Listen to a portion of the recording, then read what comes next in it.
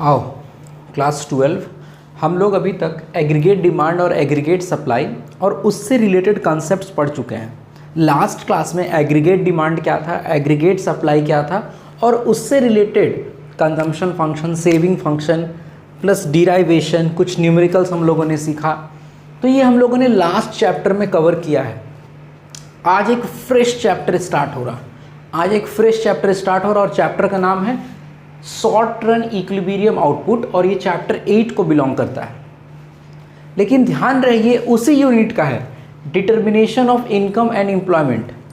मैंने बताया था ना इस यूनिट में 3 चैप्टर हैं and this is my second chapter. तो चैप्टर का नाम क्या है? Short run equilibrium output.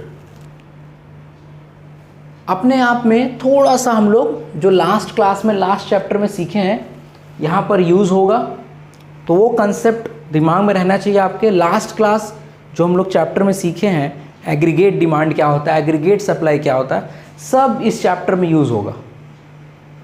Clear? तो वो चैप्टर बहुत ज़रूरी है। वो चैप्टर सीखने के बाद ही ये चैप्टर आप कर पाओगे। तो उसका मैंने ऑलरेडी वीडियो आपको प्रोवाइड करा दिया है। न्यूमेरिकल मैंने लाइव में कवर कर दिया। अभी देखिए chapter 8 short run equilibrium output. ये चैप्टर है क्या? शॉर्ट रन मतलब होता क्या है सर? इक्विलिब्रियम आउटपुट, ये सब क्या चीज़ें हैं सर? इस चैप्टर में हम लोग क्या पढ़ने जा रहे हैं? लास्ट चैप्टर तो ठीक है, आपने बता दिया एग्रीगेट डिमांड क्या होता है, एग्रीगेट सप्लाई क्या होता है, सारा कुछ आपने क्लियर किया। इस चैप्टर में हम लोग क्यों पढ़ रहे हैं और ये चैप्टर क्यों पढ़ रहे हैं मैक्रो में? तो पहले इस चैप्टर के बारे में पूरा जिक्र करने से पहले आपको एक बार हम 11 में ले जाना चाहते हैं। 11 का एक चैप्टर आप याद कीजिए, प्रोडक्शन फंक्शन। बहुत ही अच्छा चैप्टर था, आप लोग को याद भी होगा प्रोडक्शन फंक्शन चैप्टर। वहाँ पर बेसिकली प्रोडक्शन फंक्शन हम लोग जो पढ़े थे वो हम लोग एक प्रोड्यूसर के कंटेक्स्ट में पढ़े थे, क्योंकि माइक्रो इकोनॉमिक्स था। तो एक प्रोड्यूसर के कंटेक्स्ट में हम लोगों ने पढ़ाई की थी प्रोडक्शन फंक्शन, जहाँ पर पहली बार हम लोगों ने वर्ड सुना था short run, short run period. ये वर्ड हम लोगों ने पहली बार सुना था 11 में प्रोडक्शन फंक्शन चैप्टर पढ़ते वक्त। तो शॉर्ट रन पीरियड वहाँ हम लोगों ने क्या पढ़ा था कि सर जो हम लोग शॉर्ट रन प्रोडक्शन पढ़े थे तो शॉर्ट रन पीरियड के बारे में समझे थे कि सर एक प्रोड्यूसर जब अपना प्रोडक्शन करना चाहता है, अपने क्वांटिटी अपने प्रोडक्शन को बढ़ाना चाहता है, तो वो वेरिएबल फैक्टर में चेंजेस करता है, मतलब लेबर्स में चेंजेस करता है। लेबर बढ़ाता है तो प्रोडक्शन बढ़ता है सर, लेबर घटाता है तो प्रोडक्शन घटता है, क्वांटिटी घटता है। और शॉर्ट रन पीरियड होने के कारण वो क्या चेंज नहीं कर सकता है? Fixed factor. Short run period का मतलब यही है कि the period is so short, 12 month less than 12 month, इसको शॉर्ट रन पीरियड बोलते हैं। तो शॉर्ट रन प्रोडक्शन जो हम लोग 11 में पढ़े थे, वहाँ पर प्रोड्यूसर के पास टाइम कम था। 12 मंथ या 12 मंथ से लेस टाइम को बोला जाता है शॉर्ट रन पीरियड। क्योंकि टाइम कम था और उसको अपना आउटपुट बढ़ाना था, तो वो वेरिएबल फैक्टर में ही चेंजेस कर सकता था। वेरिएबल फैक्टर बढ़ाया मतलब लेबर बढ़ाया तो आउटपुट बढ़ गया। टाइम शॉर्ट होने के कारण फिक्स्ड फैक्टर फिक्स्ड ही रहता था, वो फिक्स्ड फैक्टर में चेंजेस नहीं कर सकता था। नया लैंड नहीं ले सकता था, नया मशीन नहीं ले सकता था, नया टेक्नोलॉजी नहीं ले सकता था। आउटपुट तो 2 तरीके से इंक्रीज हो सकता है, वेरिएबल फैक्टर को लगाकर और फिक्स फैक्टर को लगाकर। लेकिन शॉर्ट रन पीरियड में हम लोग सिर्फ और सिर्फ वेरिएबल फैक्टर लगाकर ही प्रोडक्शन चेंज कर सकते हैं। ये हम लोगों ने सीखा था 11 में। आज फिर वही टर्म यहाँ हमारे सामने खड़ा है, शॉर्ट रन। शॉर्ट रन बस अब हम लोग जो पढ़ने जा रहे हैं वो equilibrium output, short run output के कंटेक्स्ट में पढ़ने जा रहे हैं। और मैक्रो इकोनॉमिक्स, पूरे इकॉनमी के लेवल पे अब हम लोग सीखने जा रहे हैं कि शॉर्ट रन क्या है, ये शॉर्ट पीरियड है क्या। तो देखो कोई भी इकॉनमी चाहती है कि जो उनके लोग, उनके पीपल जो टोटल डिमांड करते हैं, कम से कम उतना वो सप्लाई दे सके। हर एक इकॉनमी यही चाहती है कि जो लोग चाह रहे हैं कम से कम उतना गुड्स एंड सर्विसेज हम लोग सप्लाई कर सकें। ये हर एक इकोनॉमी चाहती है। ठीक है सर, मतलब एग्रीगेट डिमांड को मीट किया जाता है एग्रीगेट सप्लाई से। लास्ट क्लास में हम लोग पढ़े थे। हर इकोनॉमी चाहती है कि अपने लोगों का एग्रीगेट डिमांड वो फुलफिल करे। शॉर्ट रन क्यों सर? बेसिकली ये वहाँ पर तो था मार्शल का, यहाँ पर केन्स का थ्योरी चल रहा है। केन्स का थ्योरी क्या बोलता है कि the period is so short, period काफ़ी शॉर्ट है, 12 मंथ और 12 मंथ से लेस है। 12 मंथ भी हो सकता है, 12 मंथ से लेस हो सकता है। और यहाँ पर इकॉनमी चाहती है कि अपने लोगों का डिमांड मीट कर सके बाय आउटपुट, प्रोडक्शन करके, production of goods and services करके। इकॉनमी तो यही चाहती है सर। तो यहाँ भी आउटपुट इंक्रीज होगा, यहाँ भी अपना आउटपुट इंक्रीज कर सकती है इकॉनमी। कैसे करेगी सर? तो केन्स ने बोला क्योंकि टाइम इज सो शॉर्ट, तो एक इकॉनमी अपना आउटपुट इंक्रीज कर सकती है सिर्फ और सिर्फ एम्प्लॉयमेंट से। एम्प्लॉयमेंट मतलब रोजगार बढ़ेगा, है ना, रोजगार, या फिर आप एग्रीगेट डिमांड ले लो, या रिसोर्सेस। रिसोर्सेस बढ़ेगा तो आउटपुट बढ़ेगा कंट्री का, प्रोडक्शन बढ़ेगा कंट्री का। लेकिन एक चीज़, technology must remains constant. Keynes का कहना था कि टाइम इतना शॉर्ट है कि अगर एक इकोनॉमी अपना प्रोडक्शन बढ़ाना चाहती है, अगर एक इकोनॉमी अपना प्रोडक्शन बढ़ाना चाहती है तो अपना रिसोर्सेज को बढ़ाए, रोजगार को बढ़ाएगी, अपने आप बढ़ जाएगा प्रोडक्शन। लेकिन टाइम शॉर्ट होने की वजह से टेक्नोलॉजी में चेंजेस नहीं कर सकती है इकॉनमी। देखो मैंने वही लिखा है, शॉर्ट रन केन्स के according it is a period, ऐसे बोल सकते हैं, it is a period of time, it is a period of time where output is determined. एक कंट्री अपना आउटपुट, एक इकोनॉमी अपना आउटपुट कैसे डिटरमाइन करती है? By the level of employment in the economy. Employment बढ़ेगा, रोजगार बढ़ेगा, तो कंट्री का आउटपुट बढ़ेगा, प्रोडक्शन बढ़ेगा, गुड्स एंड सर्विसेज का प्रोडक्शन बढ़ेगा। रिसोर्सेज का एम्प्लॉयमेंट रिड्यूस होगा, रोजगार घटेगा, तो आउटपुट घटेगा। साथ ही साथ the technology that is investment must remains constant. Keynes का कहना है कि टाइम इतना शॉर्ट है कि हम लोग टेक्नोलॉजी को चेंज नहीं कर सकते हैं, इन्वेस्टमेंट को चेंज नहीं कर सकते, इन्वेस्टमेंट कांस्टेंट ही रहेगा। एक इकॉनमी अपना प्रोडक्शन तभी इंक्रीज कर सकती है अगर वो अपने रोजगार, अपने रिसोर्सेज को बढ़ाए। क्लियर? तो मैक्रो इकोनॉमिक्स है, इसीलिए इस बार हम लोग शॉर्ट रन को मैक्रो इकोनॉमिक्स की तरह पूरे इकोनॉमिक लेवल पे पढ़ रहे हैं कि हाँ सर, इकॉनमी तो चाहती है कि पूरे इकॉनमी में जितना भी लोगों का डिमांड है उसको फुलफिल कर सके, उसको हम फुलफिल कर सके। अगर एग्रीगेट डिमांड हमको पता चल जाता है लोगों का टोटल डिमांड, तो हर एक इकोनॉमी चाहती है कि वो उस डिमांड को सप्लाई में मीट करा सके, एग्रीगेट सप्लाई दे सके। तो अब आउटपुट देने के लिए, सप्लाई देना मतलब आउटपुट देना, गुड्स एंड सर्विसेज देना, तो आउटपुट देने के लिए कैसे करेगी इकोनॉमी? इकोनॉमी अपना रिसोर्सेज बढ़ाएगी। जितना रिसोर्सेज, कहते हैं ना कि शरबत में जितना चीनी डालोगे वो उतना मीठा होगा, उसी तरह इकोनॉमी में अगर आउटपुट बढ़ाना है तो उतना ही रिसोर्सेज आपको बढ़ाना पड़ेगा। लेकिन एक चीज़ हमेशा याद रखिए, क्योंकि आप शॉर्ट रन पीरियड में पढ़ रहे हो, लॉन्ग रन पीरियड में नहीं पढ़ रहे हो, तो शॉर्ट रन पीरियड में होने के कारण आप टेक्नोलॉजी या इन्वेस्टमेंट में चेंजेस नहीं कर सकता। कोई भी इकॉनमी अपना टेक्नोलॉजी और इन्वेस्टमेंट एक साल में ऐसा ड्रास्टिक चेंज नहीं कर सकता जिससे प्रोडक्शन वो अपना इंक्रीज कर ले, क्योंकि the time is so short that economy can not adopt technology and investment in such time period. इतना कम वक्त होने के वजह से to increase the production, technology और इन्वेस्टमेंट को इम्प्लीमेंट करना इकॉनमी के बस की बात नहीं है, क्योंकि टाइम बहुत कम है।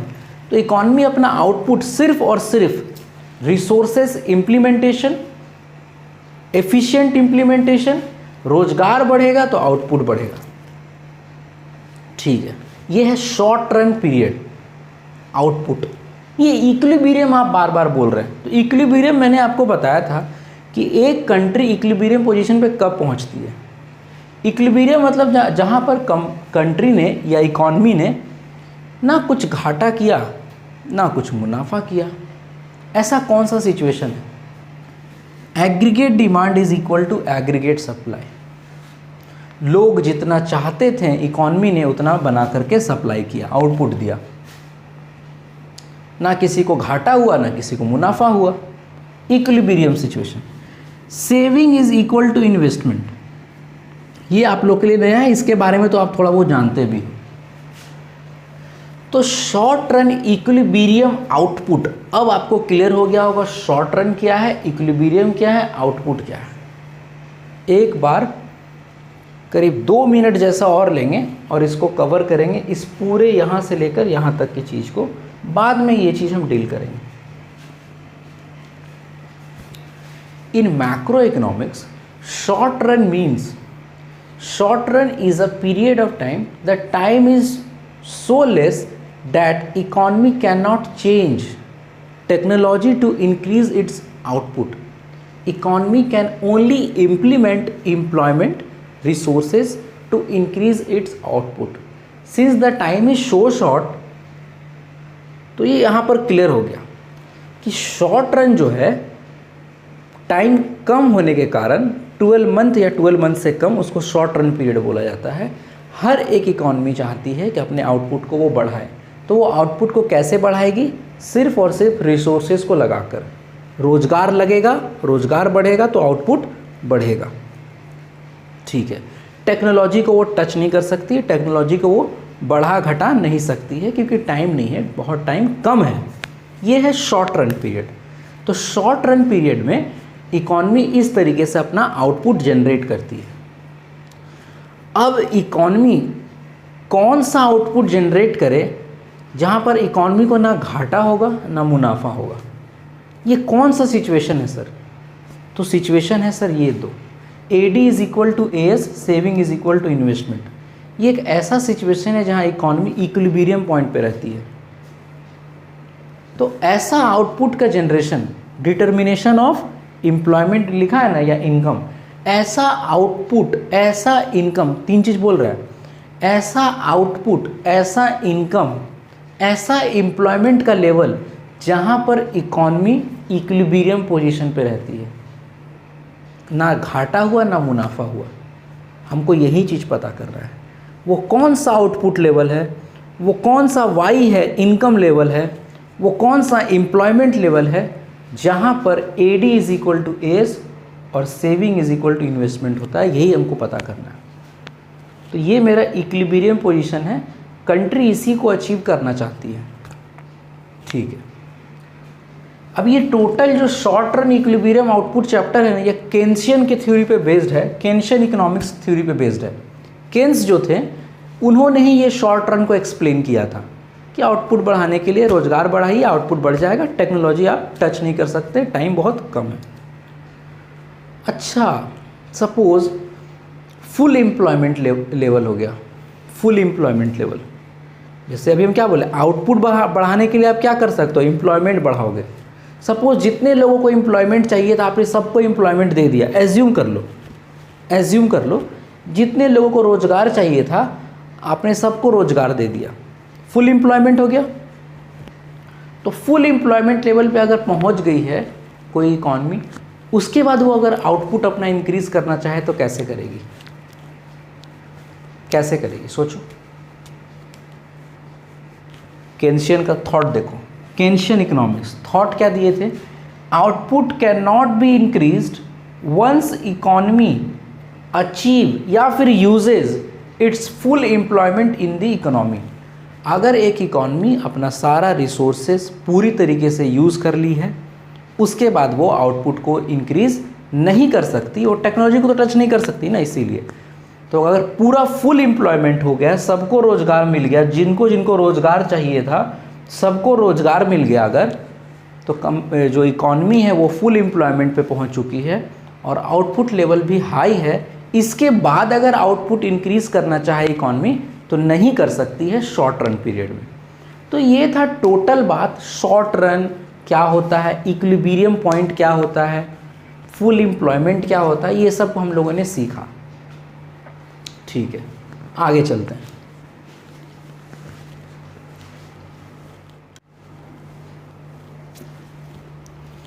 फुल एम्प्लॉयमेंट के ऊपर बात हो रही है अभी, फुल एम्प्लॉयमेंट की बात हो रही थी अभी। सर फुल एम्प्लॉयमेंट एक ऐसा सिचुएशन जहाँ पर इकॉनमी में जितने भी लोगों को रोज़गार चाहिए था उन लोगों को रोज़गार मिल गया, ठीक है, तो फुल एम्प्लॉयमेंट हो गया सर। तो आउटपुट भी हाई पे होगा, हाँ सर आउटपुट भी हाई पे होगा। इसके बाद अगर इकॉनमी चाहे आउटपुट को इंक्रीज़ करना तो वो नहीं कर सकता है, क्योंकि उसके पास एक ही एलिमेंट है आउटपुट को इंक्रीज़ करने का, वो था एम्प्लॉयमेंट, और वो हम फुल्ली अचीव कर लिए, फुल्ली यूटिलाइज कर लिए हैं रिसोर्सेज को। तो once resources are fully utilized, efficiently utilized, तो उसके बाद कैसे आउटपुट को इंक्रीज़ करें सर, ये बात आती है। तो एक सिचुएशन या एक बात आपको हम और बताना चाहते हैं, लेकिन एक एग्जाम्पल से, फुल एम्प्लॉयमेंट ही डिस्कस कर रहे हैं, लेकिन एक एग्जाम्पल से।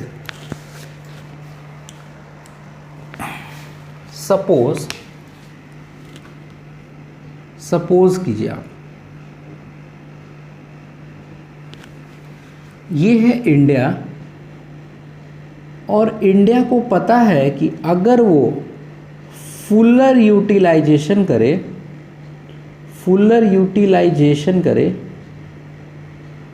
रिसोर्सेस का,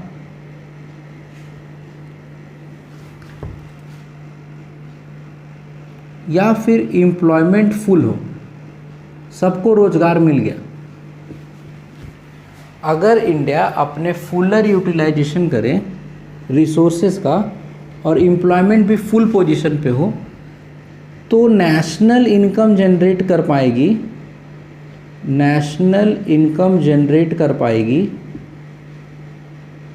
5000 करोड़। अगर इंडिया अपना पूरा रिसोर्सेज को एफिशिएंटली और फुल्ली यूटिलाइज करता है और पोजीशन होता है फुल एम्प्लॉयमेंट का, तो नेशनल इनकम होगा कंट्री को 5000 करोड़, ये कंट्री जानती है, ठीक है।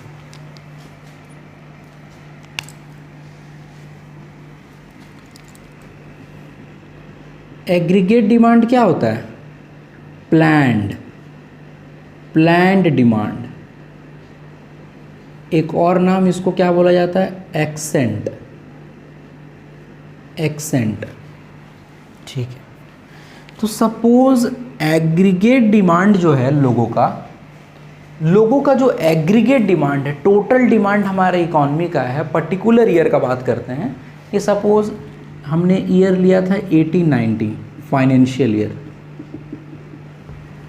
तो अगर फाइनेंशियल ईयर में इकॉनमी अपना पूरा रिसोर्सेज को यूज़ करती, पूरा रिसोर्सेज, तो 5000 करोड़ नेशनल इनकम होता। 18-19 में ही प्लान्ड डिमांड है, मतलब लोगों का टोटल डिमांड है 4800 करोड़। लोगों ने डिमांड किया 4800 करोड़ के गुड्स एंड सर्विसेज। अरे भाई, AD = C+I होता है। कंजम्पशन एक्सपेंडिचर, इन्वेस्टमेंट एक्सपेंडिचर खर्च। तो हाउस होल्ड और इन्वेस्टमेंट एक्सपेंडिचर दोनों मिला के अगर खर्च करेंगे हम लोग, तो वो क्या है? डिमांड कर रहे हैं हम लोग, खर्च करना चाहते हैं, मतलब डिमांड करना चाहते हैं। तो एग्रीगेट डिमांड है, सोचा हुआ समझा हुआ डिज़ायर 4800 करोड़। तो बताओ, जब एग्रीगेट डिमांड 4800 करोड़ का है, तो इकॉनमी क्या चाहेगी कि जो एग्रीगेट सप्लाई वो दे, मतलब जो आउटपुट वो बनाए गुड्स एंड सर्विसेज, वो भी 4800 करोड़ का ही बनाए, तभी तो AD = AS होगा, लेकिन देखो एक चीज़, क्या इकॉनमी AD = AS तो हो जाएगा सर, इक्विलिब्रियम पे पहुंच जाएगा, लेकिन इस इक्विलिब्रियम पे पहुंचने के बाद क्या फुल एम्प्लॉयमेंट है? नहीं, क्योंकि ये AD प्लान्ड है, ये AS प्लान्ड है, मतलब डिज़ायर किया हुआ है। लोगों ने सोचा है कि 4800 करोड़ का डिमांड होगा, और इकॉनमी ने सोचा है कि 4800 का सप्लाई देगी, और दोनों ही अमाउंट 5,000 करोड़ से लेस है, फिर भी इक्विलिब्रियम पोजीशन हो जाएगा सर। अगर AD is equal to AS हो गया फिर भी इक्विलिब्रियम पोजीशन हो जाएगा। फुल एम्प्लॉयमेंट के बिना भी इक्विलिब्रियम पोजीशन हो सकता है, हम ये आपको बताना चाह रहे थे। फुल एम्प्लॉयमेंट के बिना भी इक्विलिब्रियम पोजीशन हो सकता है, हम आपको ये बताना चाह रहे थे। तो केन्शियन का थ्योरी सही है, केन्शियन का थ्योरी सही है, लेकिन कहीं ना कहीं देखो अभी हमारे इंडिया का जो रिसोर्सेस है, चाहती तो 5,000 करोड़ बनाने का कैपेबिलिटी है इंडिया में, क्योंकि लोगों ने डिमांड ही कम किया, लोगों ने डिमांड ही कम किया, तो इंडिया ने प्रोडक्शन भी कम किया, सप्लाई भी कम दिया, 4,800 दिया। तो अभी भी 200 करोड़ का जो कैपेसिटी है इंडिया के पास है, लेफ्ट है, बाकी है अभी भी। तो हम आपको यही बताना चाह रहे थे कि फुलर एम्प्लॉयमेंट पे तो होता ही है इक्विलिब्रियम पॉइंट, इस पोजीशन पे तो होता ही है इक्विलिब्रियम पॉइंट, लेकिन अगर डिज़ायर के अकॉर्डिंग लोग कम ही डिज़ायर करें, जब लोग चाह ही कम रहे, डिमांड ही कम कर रहे हैं, तो इंडिया उतना सप्लाई करके करेगी क्या? इंडिया कम सप्लाई करेगी, फुलर एम्प्लॉयमेंट से नीचे करेगी। इसको बोला जाता है, इस सिचुएशन को बोला जाता है under employment. Under employment, under employment. तो एक चीज़ हम लोगों ने सीखा कि सर फुल एम्प्लॉयमेंट पे भी इक्विलिब्रियम पोजीशन हो सकता है, अंडर एम्प्लॉयमेंट पे भी इक्विलिब्रियम पोजीशन हो सकता है। क्लियर?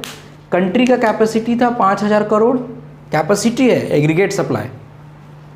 अगर डिमांड होता लोगों का 5,000 करोड़ तो कंट्री यू बना देती अपना पूरा रिसोर्सेज को यूज़ करके, AD is equal to AS हो जाता 5,000 करोड़ पे। लेकिन लोगों ने इस बार डिमांड ही कम किया है, 4,800 ही डिमांड किया है। तो इकॉनमी ने भी जो सप्लाई किया है गुड्स, वो भी 4,800 करोड़ का ही किया है।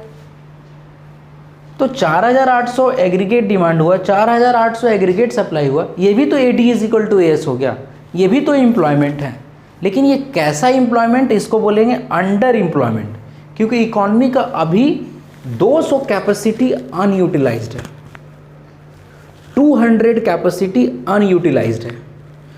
तो केन्शियन थ्योरी था तो बहुत, उनका कंसेप्ट बहुत बढ़िया कि सर आउटपुट इंक्रीज हो सकता है एम्प्लॉयमेंट रिसोर्सेज को लगाकर, आउटपुट डिक्रीज भी हो सकता है अगर रिसोर्सेज कम लगाया जाए। हाँ, टेक्नोलॉजी कांस्टेंट रहेगा सिंस शॉर्ट रन है। इक्विलिब्रियम जो पॉइंट है हर एक इकोनॉमी अचीव करना चाहती है कि लोग जो डिमांड कर रहे हैं कम से कम इकोनॉमी उतना तो सप्लाई दे। AD is equal to AS हर एक इकोनॉमी करना चाहती है sir. Aggregate demand equal to aggregate supply, ये हर एक इकोनॉमी करना चाहती है, क्योंकि ये एक ऐसा पोजीशन है जहाँ पर ना इकोनॉमी को लॉस हो रहा ना इकोनॉमी को फ़ायदा हो रहा। AD is equal to AS अगर हो जाता है फुल एम्प्लॉयमेंट पे, मतलब इकोनॉमी ने अपना पूरा रिसोर्सेस यूज़ कर लिया, टोटल जितना लोगों को रोजगार चाहिए था सबको रोजगार भी मिल गया, तो पूरा fuller utilization of resources, output भी हाई, सबसे high fuller capacity utilization. Clear? अगर इकोनॉमी इसके बाद आउटपुट को बढ़ाना चाहे तो बढ़ा सकती है? नहीं बढ़ा सकती सर, केन्शियन का कंसेप्ट नहीं बढ़ा सकती, क्योंकि टेक्नोलॉजी कांस्टेंट है। लेकिन अगर लोग ही डिमांड कम कर दें, कंट्री का कैपेसिटी तो बहुत ज़्यादा है लेकिन लोग ही डिमांड कम कर रहे हैं, 4,800 करोड़ का गुड्स एंड सर्विसेज डिमांड किया जा रहा है लोगों के द्वारा, कंजम्पशन हम लोग, इन्वेस्टमेंट हम लोग करते हैं, तो 4,800 गुड्स एंड सर्विसेज डिमांड किया जा रहा लोगों के द्वारा, टोटल 4,800 करोड़ का। तो इकॉनमी क्यों बनाने जाए भाई 5,000 करोड़ का चीज़? उसका तो बिकेगा ही नहीं ना। बना सकती है, इंडिया के पास कैपेसिटी है, लेकिन बिकेगा ही नहीं। तो इकॉनमी क्या बनाएगी? 4,800 करोड़ का गुड्स एंड सर्विसेज बनाएगी ताकि AD is equal to AS हो जाए। 200 करोड़ अनयूटिलाइज रह जाएगा, 200 करोड़ अनयूटिलाइज रह जाएगा। इंडिया के पास कैपेसिटी है लेकिन वो बनाएगी नहीं, ज़रूरत ही नहीं है, क्योंकि डिमांड तो यहीं पर है 4,800। तो AD is equal to AS fuller employment पे भी हो सकता है और अंडर एम्प्लॉयमेंट पे भी हो सकता है। ये बात हमको बताना था आपको, ठीक है।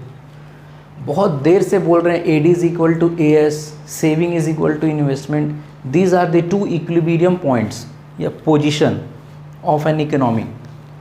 तो अब हम लोग इसके बारे में पढ़ेंगे, यही चीज़ आपके लिए इंपॉर्टेंट है। जैसे ही मैंने AD is equal to AS समझा दिया, saving is equal to investment समझा दिया, तो ऑलमोस्ट 70% कवर हो जाएगा चैप्टर। ऑलमोस्ट 70% चैप्टर कवर हो जाएगा। बच जाएगा 30% क्या, इन्वेस्टमेंट मल्टीप्लायर। यहाँ पर एक टॉपिक है, न्यूमेरिकल है, उसको हम लोग डील कर लेंगे। चलिए आगे बढ़ते हैं।